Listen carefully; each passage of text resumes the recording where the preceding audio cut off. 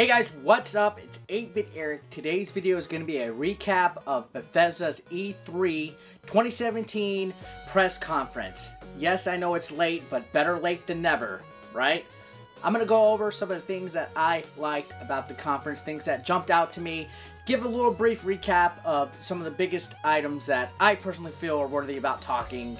I know I've been a little Nintendo-centric as of late, but I've always enjoyed Bethesda's games. Fallout series, one of my favorite, and there was a lot of announcements that I think are worthy of talking. So this is going to be a general recap. I will have individual videos talking a little bit more in depth about my thoughts on some of these things, but let's begin. To begin with, we had The Evil Within 2. I didn't really get to play Evil Within, but I have seen videos about it, reviews. I know it's a series that a lot of people like, and it definitely seems like something I'm going to be interested in. The trailer looked pretty neat, and you know, the scary vibe, you know, the horror game scene. This game is currently scheduled to be out in October. I'm glad that there's a definite date that's coming soon. A huge problem that you see with E3 is a lot of people announce games way ahead of time that either have a to be determined or a date a year from now, and I just don't think it's very fun to be waiting so long for a game. So the fact that they announced this game out of nowhere, showed some good footage of it, and gave a solid release date that is within the next 6 months is a plus in my book. I'm definitely going to be checking this one out. Speaking of games that I am used to, there was a new Wolfenstein that was announced. It looks pretty amazing. Takes place on US soil where there's a Nazi world order that has taken over. Definitely something in my cup of tea. I've played the other two Wolfensteins that came out recently on the Xbox One. I personally enjoyed them. This one is definitely something that I'm going to sink my teeth into.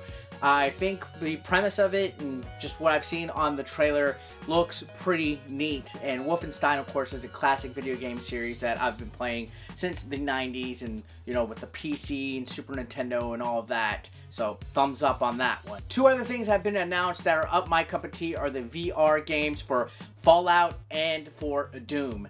Doom's VR is going to be a standalone entry that currently is planned for both Vive and PSVR. I have both of those, so I'm looking forward to trying it out. I missed out on the latest Doom on PlayStation 4 and Xbox. I haven't gotten to check it out, but with the VR coming out, you can bet your sweet ass I'm going to check that out. It's called Doom VFR, so is it Doom Virtual Fucking Reality?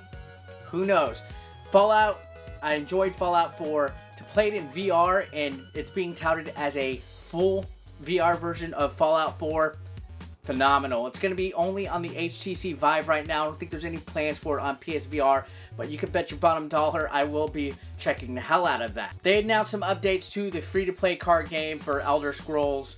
Creation Club bringing curated mods to Fallout and Skyrim, so that's really cool. Dishonored Death of the Outsider, which is a standalone adventure for PS4, Xbox One, PC. Supposedly you don't need a full copy of Dishonored 2 to get it.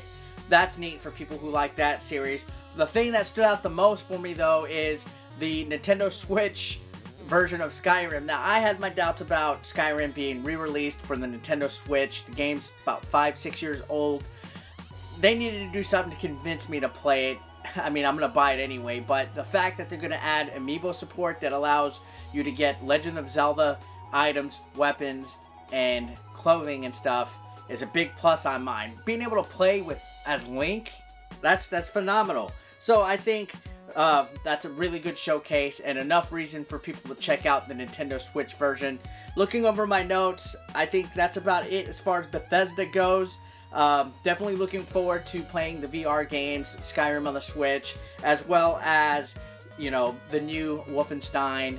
Definitely Bethesda did not too bad this year. I think they're a pretty solid developer. What do you guys think? Comment below, and I'll see you next time.